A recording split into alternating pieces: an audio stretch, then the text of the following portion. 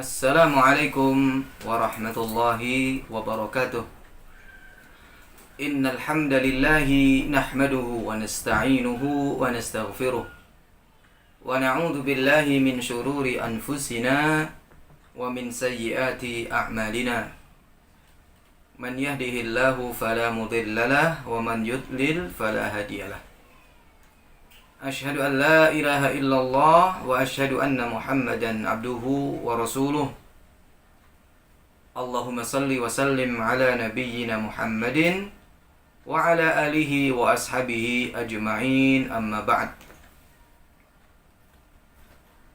Jamaah sekalian, ikhwan akhwat yang dirahmati oleh Allah Azza wa Jal, marilah kita selalu bersyukur kepada Allah atas segala kenikmatan yang telah diberikan kepada kita, dan hendaknya kita jangan bosan untuk selalu terus bersyukur. Itu kita panjatkan kepada Allah, karena Allah juga tidak bosan kepada kita untuk terus memberikan kenikmatan kepada kita.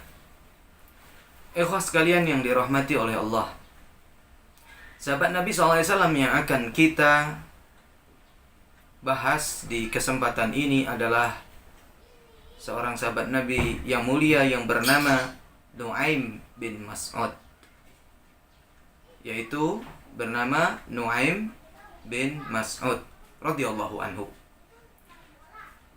Nu'aim bin Mas'ud dikenal sebagai seorang pemuda yang memiliki hati yang hidup, cerdas, banyak memberikan ide dan solusi, dan dia tidak pernah menyerah dari segala masalah yang dihadapi. Dia adalah seorang figur anak padang pasir dengan segala potensi yang Allah berikan kepada dirinya.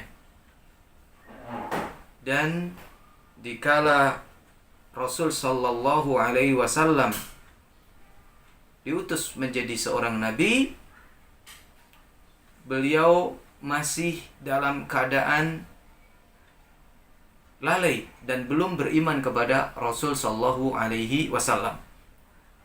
Dia masih banyak mengikuti hawa nafsunya, dan dia adalah di sisi sebagai seorang yang cerdas, di sisi lain adalah dia orang yang suka dalam kelelannya itu menghambur-hamburkan hartanya. Dia lebih banyak mengikuti hawa nafsunya dalam semua kesenangan dia.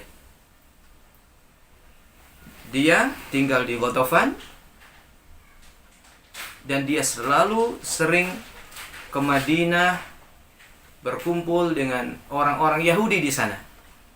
Di sana ada Bani Nadir dan ada juga Bani Quraidah. Nah, Nu'aim bin Mas'ud ini sering dia berkunjung ke perkampungan Yahudi Bani Nadir. Tujuannya adalah dia menghabiskan waktunya, menghambur-hamburkan hartanya bersama mereka. Dan apabila terdengar lantunan musik, maka dia pun semakin terusik. Bukan terusik, semakin rindu untuk bagaimana menikmati musik yang dia dengar itu, dan dia menghabiskan harta serta waktunya untuk berfoya-foya. Begitu seterusnya sampai Rasul sallallahu alaihi wasallam hijrah ke Madinah. Sampai hijrah ke Madinah pun beliau termasuk orang yang belum sadar untuk bagaimana menerima dakwah Rasul sallallahu alaihi wasallam. Bahkan termasuk orang yang sangat keras dalam memusuhi dakwah Nabi sallallahu alaihi wasallam, karena dia merasa terhalang-halangi dengan dakwahnya Nabi SAW untuk bisa berfoya-foya. Dia khawatir, kalau dia menerima agama yang baru ini, maka dia terhalang dari semua kesenangan yang dia lakukan saat itu. Tetapi ikhwas sekalian serta akhwat yang dirahmati oleh Allah, apabila Allah memberikan hidayah kepada seseorang, maka tidak ada seorang pun yang akan mampu untuk menghalanginya. Man yahdillahu fala mudhillalah. Siapa saja yang diberikan petunjuk, maka tidak ada seorang pun yang akan mampu untuk menyesatkan orang itu. Dan sebaliknya, wa man yudlil fala hadiyalah. Dan siapa yang dia sesatkan oleh Allah, maka tidak ada seorang pun yang mampu untuk bisa memberikan petunjuk kepadanya. Nu'aim bin Mas'ud adalah salah satu yang Allah berikan petunjuk dan tidak ada yang mampu untuk menghalangi petunjuk itu diterima oleh Nu'aim bin Mas'ud. Walaupun awalnya adalah orang yang termasuk keras dalam memusuhi Rasul sallallahu alaihi wasallam, namun akhirnya di tahun kelima Hijriah, tepatnya pada saat terjadinya perang Khandaq, ya, yang mana kaum muslimin pada saat itu melawan pasukan Mekah,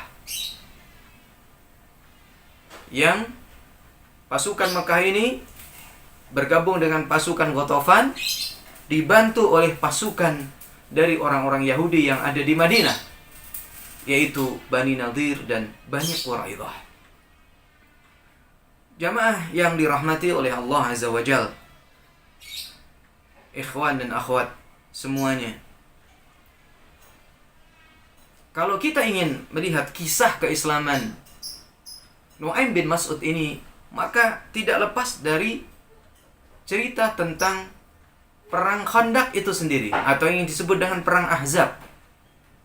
Pertama, tentang perang Khandaq ini disebut dengan perang Khandaq karena pada saat itu penduduk Madinah dari kaum muslimin, mereka membuat parit.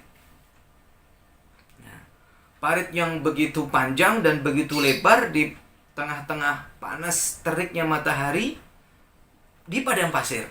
Kita nggak terbayang. Tetapi karena keimanan mereka yang begitu besar, mereka menggali parit itu dengan tujuan supaya orang-orang Mekah yang dengan pasukan besar bergabung dengan sekutunya dari Ghatafan, kemudian dibantu oleh Yahudi Bani Quraidah serta Bani Nadir tadi, itu bisa tertahan oleh parit ini, sehingga mereka mau menyerang ke Madinah tidak bisa. Ikhwah yang dimuliakan oleh Allah Azza wa Jalla, perang Ahzab ya menorehkan banyak kisah yang mana pada saat pasukan Mekah mulai bergerak, kemudian dibantu pasukan Ghatafan, adapun orang-orang Quraidah maka mereka berada di Madinah. Maka Rasul SAW terkepung dari dua sisi. Dan perlu kita ketahui, sebenarnya Bani Quraidah ini sudah memiliki perjanjian damai dengan Rasul SAW,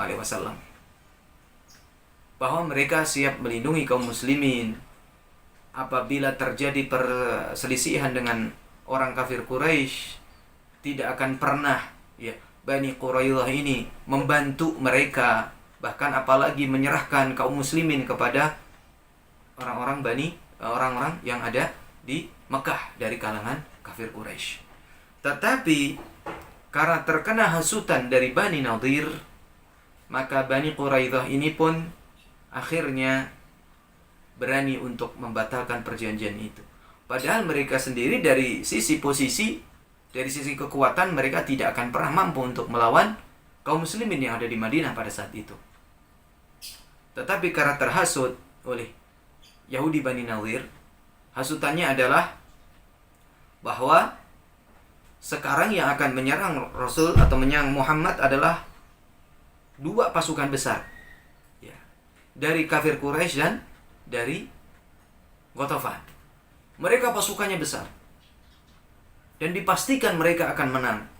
Jadi kalau kita bergabung dengan mereka, maka kita akan mendapatkan banyak kemenangan dan kita akan mendapatkan banyak kebaikan setelah perang ini. Akhirnya terhasutlah Bani Quraidah dan mereka pun bersiap untuk memerangi Nabi SAW. Maka Rasul pada saat itu dalam posisi yang terhimpit, maka buatlah parit itu. Ketika orang Mekah tidak bisa mendekati Madinah, maka Bani Quraidah juga tidak akan berani bergerak menyerang Rasul SAW. Maka ketika orang kafir Quraisy sudah mulai mendekat dan dibuatlah parit itu, maka orang kafir Quraisy tidak mampu untuk mendekati kota Madinah. Akhirnya mereka membuat tenda-tenda. Tenda-tenda itu mereka buat sebagai bentuk pengepungan kota Madinah. Dan mereka kepung kota Madinah ini kurang lebih selama 20 hari. Bukan waktu yang sebentar, bukan sehari 2 hari, 20 hari. Dalam kondisi Rasul bersama para sahabatnya di kota Madinah terkepung, dan tentu mereka tidak akan bisa untuk keluar dari kota Madinah untuk bisa mencari kebutuhan mereka. Ya, kalau mungkin bahasa kita adalah di embargo 20 hari. Tapi selama 20 hari ini, orang kafir Quraisy sendiri tidak tahu apa yang harus dilakukan. Sehingga mereka merasa bosan. Akhirnya, ya, mereka pun bagaimana berusaha untuk memancing Bani Quraidah segera untuk menyerang. Tetapi sebenarnya mereka lemah. Di masa-masa penghubungan inilah Nu'aim bin Mas'ud yang pada saat itu bergabung dengan pasukan dari kaumnya Qatafan, dia berpikir, merenung. Di satu malam dari 20 hari ini dia merenung. Akankah dia memerangi seorang Muhammad yang sama sekali tidak pernah berbuat celaka kepada mereka? Apa hak mereka untuk mencelakai Rasul, memerangi Rasul bersama para sahabatnya? Apakah bukan termasuk perbuatan yang hina dan memalukan? Memerangi orang yang memang sama sekali tidak berhak untuk diperangi. Karena selama ini tidak pernah ada perbuatan zalim yang diperlakukan oleh Nabi SAW kepada mereka. Akhirnya dia berpikir dan merenung, pada saat itulah dia mendapatkan hidayah dari Allah Azza wa Jalla. Akhirnya dia pun dengan niat yang kuat, dia ingin menemui Rasul SAW, ingin menyatakan keislamannya. Dia sembunyi-sembunyi meninggalkan kaumnya, dan dia pun menutup mukanya, ya, menyembunyikan jati dirinya sampai bertemu dengan Rasul SAW. Dan akhirnya dia pun bertemu dengan Rasul, dan Rasul pun curiga, ini kayaknya sudah kenal gitu kan. Sehingga Rasul mengatakan, apakah anda Nu'aim bin Mas'ud? Maka Nu'aim bin Mas'ud mengatakan betul.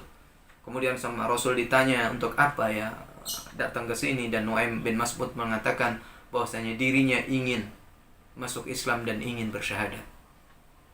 Ya, subhanallah. Akhirnya bersyahadatlah Nu'aim bin Mas'ud di hadapan Rasul SAW.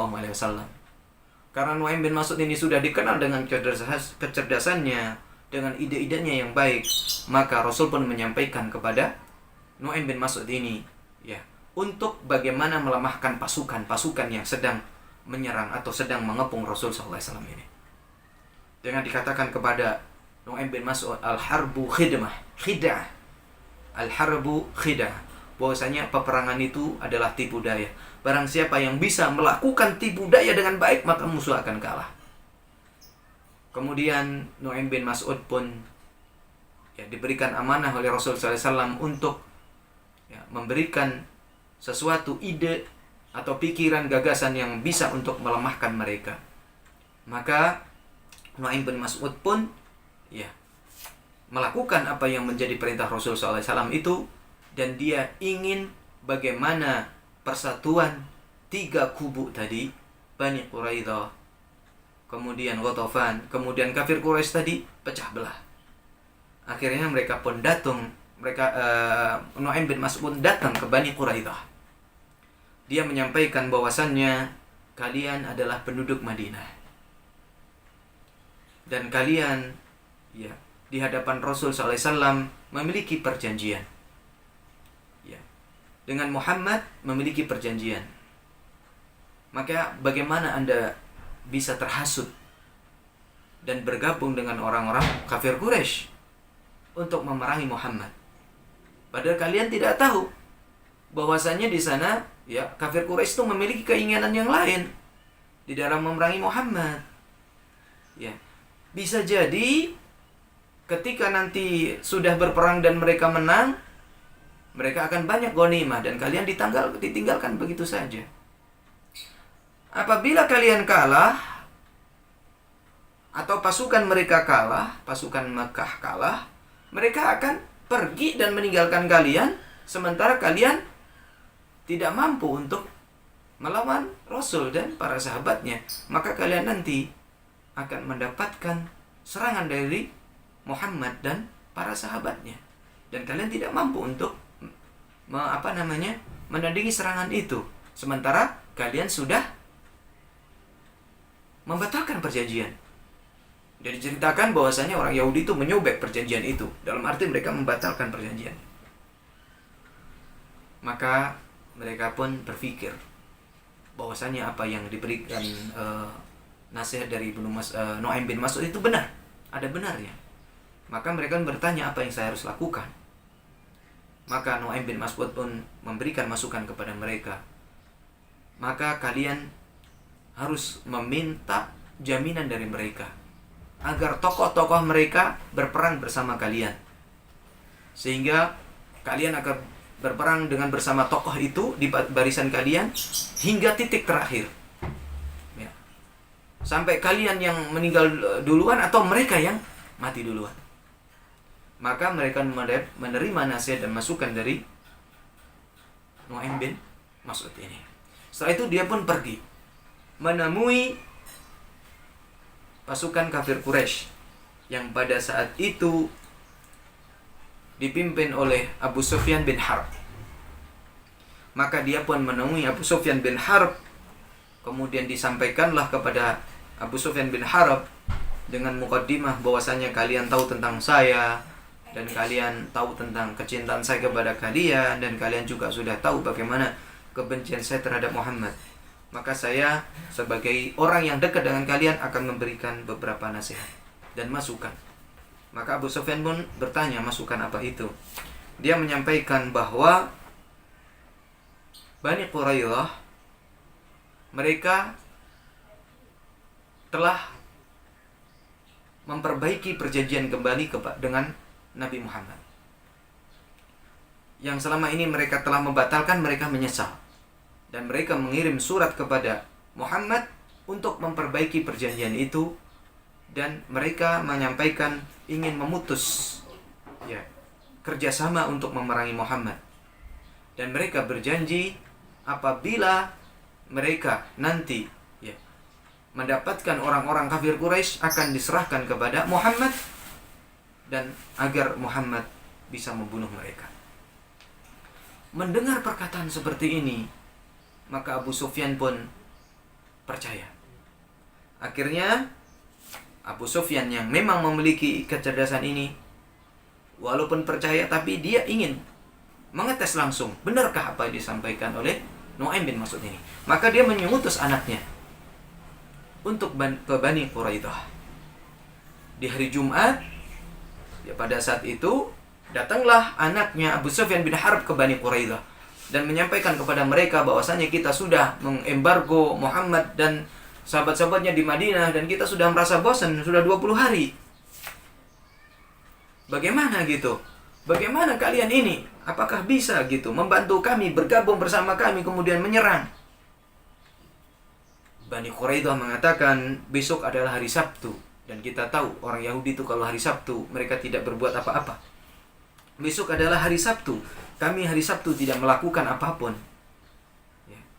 Jika kalian mau kami tetap menyerang Muhammad, kami ingin agar beberapa tokoh di antara kalian bergabung bersama kami, maka kami akan menyerang Muhammad.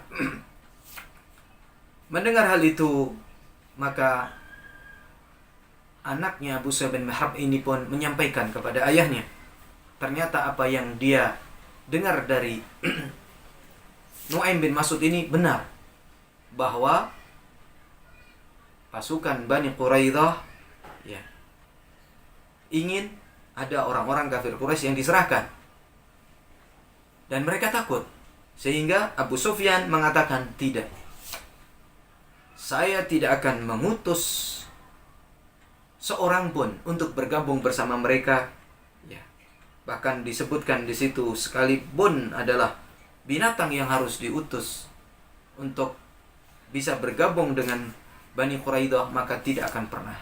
diberikan kesempatan itu. Karena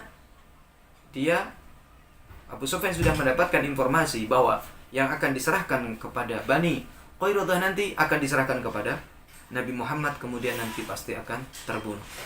Maka melemahlah pasukan yang ingin menyerang Rasul sallallahu alaihi wasallam. Ya, Bani Quraidah sudah tidak mau lagi, sudah mulai percaya kepada pasukan kafir Quraisy. Pasukan kafir Quraisy pun juga sudah tidak percaya kepada Bani Quraidah.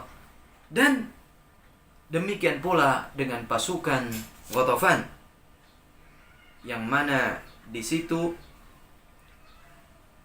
Naim bin Mas'ud bergabung. Naim bin Mas'ud juga menyampaikan kepada kabilah Ghatafan pada saat itu bahwa ya, apa yang dilakukan oleh Bani Quraidah sudah memperbaiki perjanjian dan minta ada orang-orang yang diutus ya ke Bani Quraidah untuk bisa bergabung bersama mereka dan memerangi Muhammad. Tetapi di balik itu ada kekhawatiran yang disampaikan oleh Nu'aim bin Mas'ud bahwa siapapun yang akan diserahkan kepada mereka nanti akan diserahkan kepada Muhammad sallallahu alaihi wasallam. Maka selain mereka sudah lemah, Rasul sallallahu alaihi wasallam ya di hari ke-20 berdoa kepada Allah azza wajalla agar diberikan kemenangan. Rasul sallallahu alaihi wasallam meminta janji, atau istilahnya menagih janji kepada Allah azza wajalla akan janji-janji kemenangan yang diberikan kepadanya. Akhirnya Allah pun mengirim air hujan, mengirim angin, badai, sehingga porak-porandaklah pasukan Ahzab ya, kafir Quraisy yang pada saat itu sedang membuat tenda-tenda mereka yang tidak jauh dari kota Madinah. Sampai pasir-pasir pun masuk ke mata mereka. Akhirnya mereka pun tidak bisa berbuat apa-apa. Jangankan menyerang, maju pun tidak bisa. Akhirnya mereka pun memutuskan untuk kembali ke Mekah. Di tengah malam, yang pada saat itu dilihat dan dirasa oleh mereka ketika sudah mulai agak reda anginnya. Dan mereka akhirnya pulang tidak membawa apa-apa. Itulah ikhwah sekalian yang dirahmati oleh Allah ya, peran Nu'aim bin Mas'ud ya, ketika sudah masuk Islam begitu besar karena mampu melemahkan pasukan ya Al-Ahzab yang pada saat itu ingin menyerang kaum muslimin di kota Madinah. Sehingga setelah itu pun Nu'aim bin Mas'ud selalu dipercaya oleh Rasul sallallahu alaihi wasallam untuk mengemban tugas dan tanggung jawab ya terkait dengan peperangan. Termasuk beliau juga membawa panji ya, dipercaya membawa panji di saat berperang. Bahkan di Fatu Mekah pun ketika membebaskan kota Mekah, beliau termasuk orang yang membawa panji. Sehingga Abu Sufyan bin Harb pun kaget. Ternyata selama ini Nu'aim bin Mas'ud adalah orang yang sudah masuk Islam, dan ternyata apa yang selama ini ya bahwasannya diyakini Nu'aim bin Mas'ud itu adalah orang yang bisa dipercaya dengan informasi-informasi pada saat perang Ahzab pun menyesal. Demikian ikhwah dan akhwat yang bisa ana sampaikan ya. Semoga apa yang kami sampaikan ini bermanfaat ya untuk kita semuanya dan kita bisa mengambil banyak pelajaran darinya. Wa sallallahu ala nabiyyina Muhammadin wa ala alihi wa ashabihi ajma'in wa akhiru da'wana anil hamdulillahi rabbil alamin. Wassalamu alaikum warahmatullahi wabarakatuh.